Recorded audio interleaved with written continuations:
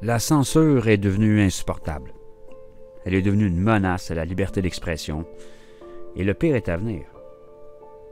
L'espionnage de toutes nos activités web, nos téléphones, nos déplacements est devenu une menace à la démocratie, et le pire est à venir.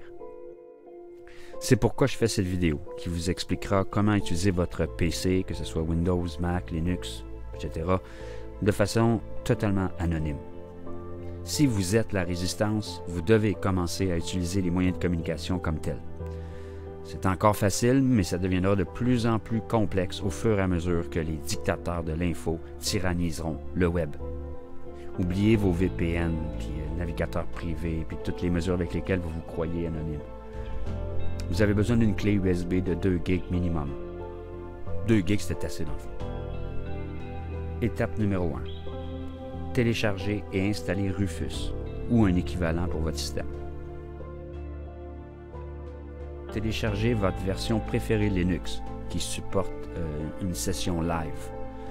Je recommande Tails, T-A-I-L-S, The Amnesic Incognito Live Systems.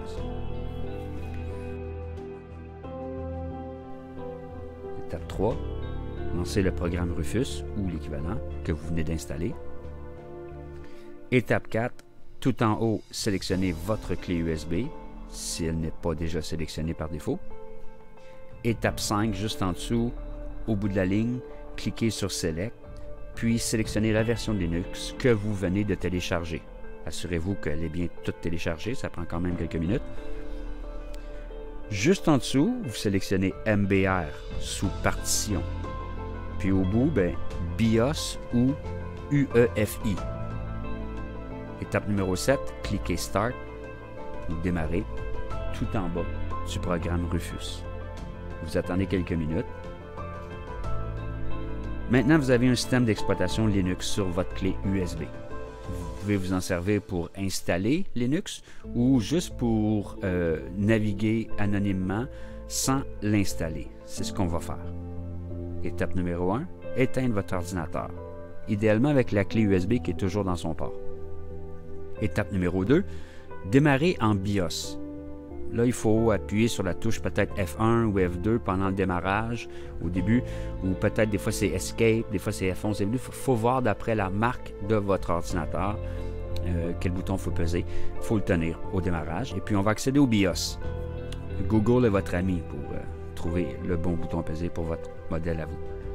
Vous allez sélectionner Boot dans le BIOS, B-O-O-T.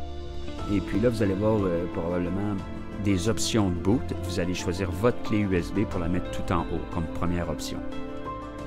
Si vous avez une option de Secure Boot, Boot Secure sur votre BIOS, il faut la désactiver.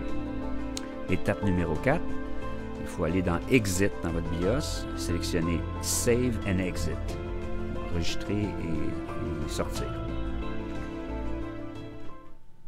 Maintenant, votre ordi devrait redémarrer automatiquement sur votre clé USB. Et vous allez avoir l'option soit d'installer Linux ou de l'utiliser en session live. C'est ce qu'on va choisir, la session live. Si vous avez choisi Tails, tel que recommandé, vous n'avez plus qu'à attendre environ 5 minutes après le démarrage pour que Tor, T-O-R, soit tout prêt à naviguer. Une bulle de message va apparaître tout en haut de votre écran pour vous indiquer que Tor est maintenant prête à l'utilisation. Maintenant, rien de l'activité web que vous allez tenir ne sera enregistré à partir de maintenant, nulle part. Techniquement, il reste un petit peu de data dans votre RAM, mais il va être effacé aussitôt que vous redémarrez normalement votre ordi. Vous avez maintenant accès au Deep Web et au Dark Web, qui deviennent les seuls espaces vraiment démocratiques existants dans ce bas monde. La version Tails de Linux que vous venez d'installer contient plus de 1800 programmes et applis pour diagnostic réseau et tout ça. Plus précisément, ça signifie que vous avez la trousse du parfait hacker entre vos mains. Des attaques DDoS, des attaques Pixie Dust, etc. Tous les outils sont inclus. Vous ne pourrez pas rien installer pendant que vous êtes en session live, mais ça veut dire que vous êtes totalement anonyme. Totalement il y a toujours un bémol, il y a toujours votre ISP qu'on appelle, hein, votre Internet Service Provider. Ça veut dire la compagnie qui vous offre le service d'Internet. Eux peuvent, en théorie, toujours voir le trafic auquel vous accédez, en théorie. Étant donné qu'ils ont des millions d'utilisateurs, c'est peu probable qu'ils en fassent vraiment des cas.